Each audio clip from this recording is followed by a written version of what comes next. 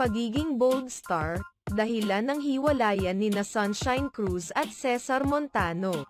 Matapang na sinagot ng celebrity mom na si Sunshine Cruz ang maiinit na katanungan ni Boy Abunda hinggil sa kanyang nakaraan sa guesting niya sa programa nitong Fast Talk with Boy Abunda.